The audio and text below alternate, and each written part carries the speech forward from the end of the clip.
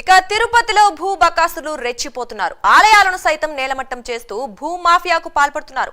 వారం రోజుల్లో 2 ఆలయాలను కూల్చివేశారు. రివర్ బెడ్ సమీపంలో నిర్మించిన వారాహి అమ్మవారి ఆలయాన్ని కూల్చేశారు.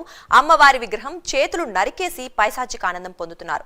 రాత్రికి రాత్రే ఆలయ రూపురేఖలు లేకుండా నేలమట్టం చేశారు. తాజాగా దామినేడులో నాగాలమ్మ ఆలయాన్ని కూల్చేసి భూములు తమవంటూ ఓ వర్గం నేతలు రెచ్చిపోతున్నారు.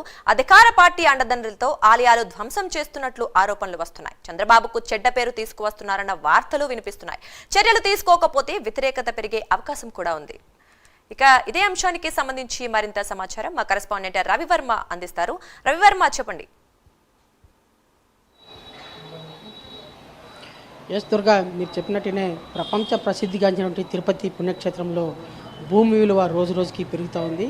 ప్రధానంగా తిరుపతి రూరల్ మండలంలో ప్రభుత్వ భూముల మీద కండేసినటువంటి భూ కబ్జా నాయకులు వాటిని రాత్రి ఆక్రమించుకుని తమ స్వాధీనం చేసుకున్నటువంటి ఘటనలు కోకొల్లలు వస్తున్నాయి. ఈ నేపథ్యంలోనే తిరుచానూరు సమీపంలో ఉన్నటువంటి వారాహి అమ్మవారి ఆలయాన్ని సైతం ధ్వంసం చేసి ఆ స్థలాన్ని కూడా కాజేసే ప్రయత్నం అయితే చేస్తున్నారు.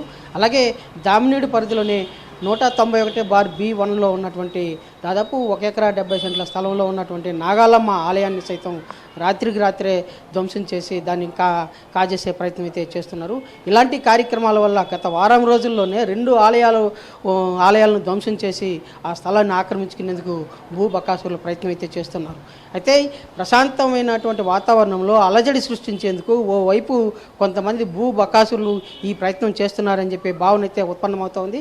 అదే క్రమంలోనే ప్రభుత్వ భూములను ఉన్న పలంగా ఆక్రమించుకుని స్వాధీనం చేసుకోవాలనే సంకల్పంతో భూ బకాసురులు మరోవైపు రెచ్చిపోతున్నారు.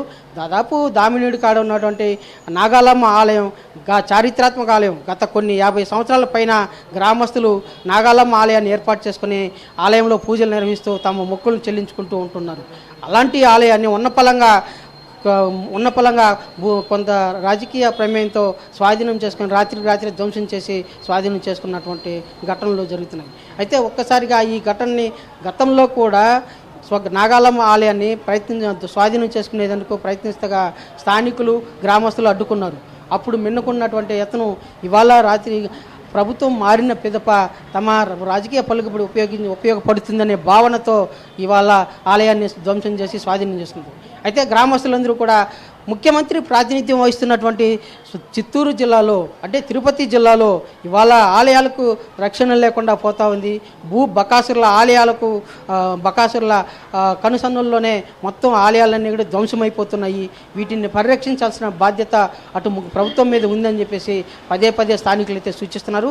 అలాగే భూ బకాసురులకు కొంతమంది రెవెన్యూ నాయకులు ఒత్తాసు పలకడం వల్లే ఇవాళ ఇలాంటి అన్నీ కూడా కనుమరుగుతున్నాయి, నేలమట్టం అవుతున్నాయి అని చెప్పేసి భావన ఉత్పన్నమవుతోంది. రెవెన్యూ అధికారులు వీటిపై పక్కా ఆధారాలు తీసి ఆలయాలను పరీక్షించాల్సిన బాధ్యత, ఆలయాలకున్న భూములను పరీక్షించాల్సిన బాధ్యత ప్రభుత్వం మీద ఉంది. దిశగా ప్రభుత్వం కూడా చర్యలు చేపట్టాలి. పురాతన ఆలయాల పరీక్షించాల్సిన బాధ్యత కూడా ప్రభుత్వం మీద ఉంది అని స్థానికులైతే వ్యక్తం చేస్తున్నారు. ఇలాంటి ఆక్రమణదారులపై ప్రభుత్వం కొరడా జులిపించాలి. భవిష్యత్తులో ఆలయాల జోలికి వెళ్ళకూడదు.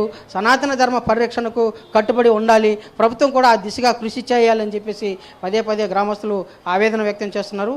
రాత్రి జరిగిన ఇన్సిడెంట్లో దాదాపు 6గురిని పోలీసులు అయితే అదుపులోకి తీసుకున్నారు. అయితే విచారణ చేపట్టకపోగా రెవెన్యూ అధికారులకు ఒత్తాసు పలుకుతూ రెవెన్యూ అధికారులు సర్వే చేసి ఆ విషయాన్ని నిగ్గు తేల్చండి చెప్పి సూచిస్తూ వదిలివేయడం ఎంతవరకు సబబు అని చెప్పేసి గ్రామస్తులు కూడా తీవ్ర ఆవేదన వ్యక్తం చేస్తూ పోలీసుల తీరుపై అసహనం వ్యక్తం చేస్తున్నారు. ఇలాంటి వాటి పట్ల ప్రభుత్వం దృష్టి సారించి వెంటనే చర్యలు చేపట్టాల్సిన అవసరం ఉంది. ఆలయాలను పరీక్షించాల్సిన బాధ్యత కూడా ప్రభుత్వం మీద ఉంది. ఆ దిశగా ప్రజల్లో వ్యతిరేకత రాకముందే ప్రభుత్వం దీని మీద దృష్టి సారించాల్సిన అవసరం ఉందని చెప్పేసి స్థానికులు కూడా పేర్కొంటున్నారు. Durga, right. Thank you Ravi Varma.